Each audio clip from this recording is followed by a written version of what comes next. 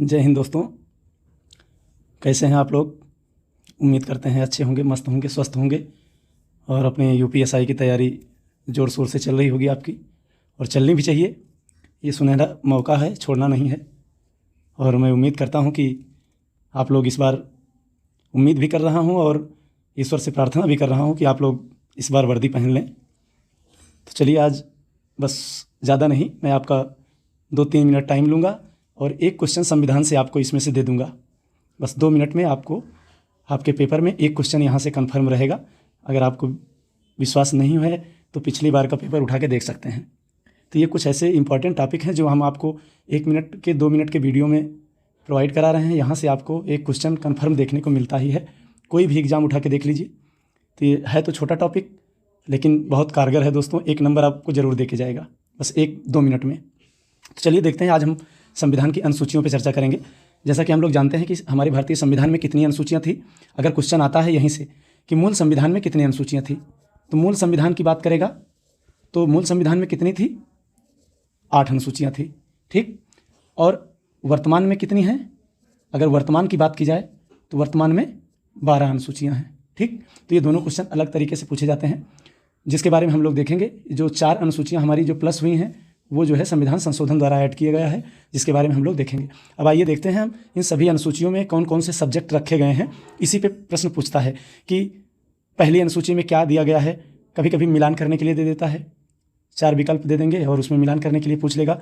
तो ये छोटा सा टॉपिक है, आपको 1 नंबर दे के जाएगा ज़रूर। आप इसको बस ऐसे इंजॉय के तौर पर आप देख सकते हैं, 2 बार देखेंगे और याद हो जाएगा हमेशा के लिए। तो पहली अनुसूची में क्या दिया गया है? पहली अनुसूची में आपके संघ राज्य क्षेत्रों का उल्लेख किया गया है, ठीक। जितने भी हमारे भारत में राज्य हैं और संघ शासित प्रदेश हैं, उनका नाम और उनकी सीमा के बारे में बताया गया है, ठीक। दूसरी अनुसूची वेतन और भत्ते से संबंधित है। वेतन और भत्ते का मतलब ये है कि जो भी हमारे संवैधानिक अधिकारी हैं और संवैधानिक पद पे पीठासीन अधिकारी हैं, उनके सबके वेतन और भत्तों का उल्लेख कहाँ पे है? दूसरी अनुसूची में, ठीक। तीसरी अनुसूची क्या है? शपथ, ठीक। शपथ, इसमें जो भी पदाधिकारी हैं हमारे संवैधानिक पद पे बैठे हुए, उनके सबके शपथ के बारे में तीसरी अनुसूची में, ठीक। लेकिन इसमें अपवाद है 3 पद के लिए। किसके लिए? राष्ट्रपति, उपराष्ट्रपति और राज्यपाल। इन तीनों लोगों का शपथ तीसरी अनुसूची में नहीं है। इन तीनों लोगों के शपथ का उल्लेख आर्टिकल में अलग से दिया गया है, और यहीं से क्वेश्चन फंसाता है आपको। विकल्प में दे देगा कि तीसरी अनुसूची में किसके शपथ का उल्लेख है, उसी में से एक विकल्प में राष्ट्रपति और उपराष्ट्रपति सबको दे देगा। वहीं पे हम लोग कंफ्यूज होते हैं। तो यहाँ पे ये विशेष ध्यान रखिएगा कि राष्ट्रपति, उपराष्ट्रपति और राज्यपाल, इन तीनों लोगों के शपथ का उल्लेख इसमें तीसरी अनुसूची में नहीं है। इनका उल्लेख कहाँ है? आर्टिकल में दिया गया है संविधान, ठीक। और चौथी अनुसूची आपकी राज्यों और केंद्र शासित प्रदेशों हेतु राज्यसभा में सीटों का आवंटन। तो केवल कीवर्ड आपको ध्यान रखना है कि सीट, राज्यसभा में सीटों का आवंटन से रिलेटेड है कौन सी? चौथी अनुसूची।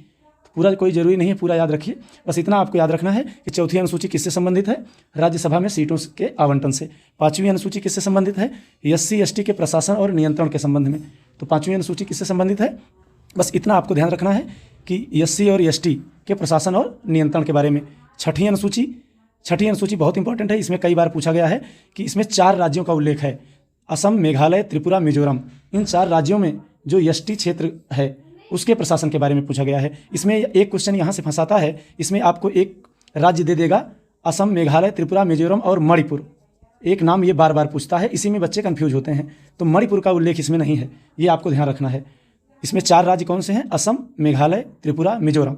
मणिपुर नहीं है, इसको ध्यान रखिएगा, क्योंकि यहीं से कन्फ्यूजन होता है। जब विकल्प में मणिपुर आ जाता है तो बच्चे कन्फ्यूज हो जाते हैं, तो ठीक। 7वीं अनुसूची आपकी क्या है? संघ राज्य समवर्ती सूची, केंद्र राज्य शक्तियों का विभाजन। तो इसमें कीवर्ड आपको ध्यान रखना है कि 7वीं अनुसूची में 3 प्रकार की सूची का उल्लेख किया गया है, जिसके माध्यम से केंद्र और राज्य के शक्तियों का बंटवारा किया गया है। और वो 3 सूची कौन है? संघ सूची, राज्य सूची, समवर्ती सूची, ठीक। तो 7वीं अनुसूची में 3 सूचियों में विभाजित किया गया है। किसको? केंद्र राज्य के शक्तियों का बंटवारा, ठीक। 8वीं अनुसूची में क्या है? 8वीं अनुसूची में आपके भाषाओं का उल्लेख है।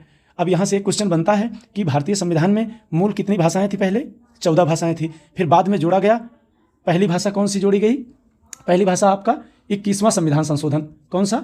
21वां संविधान संशोधन द्वारा कौन सी जोड़ी गई? सिंधी, ठीक। एक भाषा जोड़ी गई 21वां संविधान संशोधन।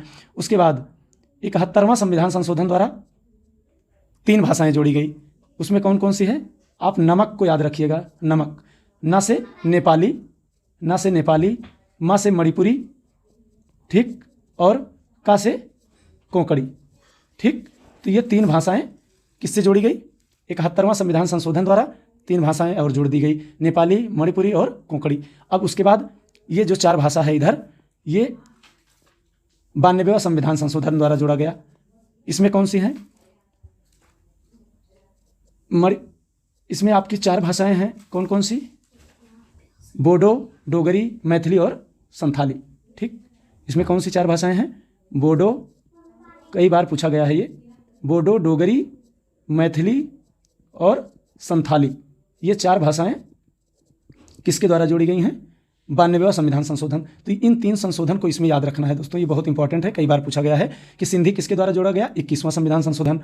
और नमक को याद रखिएगा, ना से नेपाली, म से मणिपुरी, का से कोंकणी। तो ये 3 भाषाएं जोड़ी गई 71वां संविधान संशोधन। उसके बाद 92वां संविधान संशोधन द्वारा बोडो, डोगरी, मैथिली और संथाली। तो ये कितनी हो गई?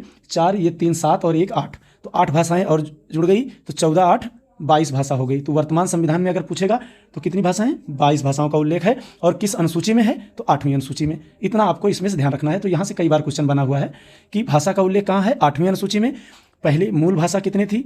मूल संविधान में 14 भाषा, जोड़ी कितनी गई? 8 भाषा। 8 भाषाएं कैसे जोड़ी गई? 21वां और 71वां और 92वां संविधान संशोधन। तो इतना आपको याद रखना है इस अनुसूची से। 9वीं अनुसूची क्या है? 9वीं अनुसूची भूमि सुधार से संबंधित है। इसमें बस इतना आपको रखना है, 9वीं अनुसूची भूमि सुधार से रिलेटेड है। और ये देखिए, ये 4 अनुसूचियां बाद में जोड़ी गई हैं, 9वीं, 10वीं, 11वीं और 12वीं। तो 9वीं अनुसूची जोड़ी गई प्रथम संविधान संशोधन 1951 द्वारा। 10वीं अनुसूची दल बदल के आधार का प्रावधान है। तो दल बदल के आधार पर जो इसका प्रावधान किया गया है आपका 52वां संविधान संशोधन 1985 द्वारा, ठीक। 11वीं अनुसूची जोड़ी गई, इसमें पंचायत का उल्लेख है, 73वां संविधान संशोधन 1992। और 12वीं अनुसूची अर्थात लास्ट अनुसूची जोड़ी गई, जिसमें नगर पालिका को बताया गया है, और ये है आपका 74वां संविधान संशोधन। और यही 11वीं अनुसूची, जब 11वीं अनुसूची में पंचायत को जोड़ा गया, तो ये पंचायत को हमने कल पढ़ाया है वीडियो में, संविधान में किस भाग में रखा गया है। तो ये पंचायत आपका भाग 9 है, ठीक। और 12वीं अनुसूची जब जोड़ी गई 1992 में, तो एक भाग जोड़ा गया 9 का, ये संविधान में 9 का में नगर पंचायत का उल्लेख है। तो इस तरह हम लोग ये छोटा सा टॉपिक देखे हैं, जिसमें से एक क्वेश्चन आपको देखने को मिलता है। तो ये आप छोटे से टॉपिक से एक क्वेश्चन आप क्लियर कर सकते हैं। इस तरह हम लोग इस क्लास को आज यहीं पे समाप्त करते हैं। बहुत बहुत धन्यवाद आपको।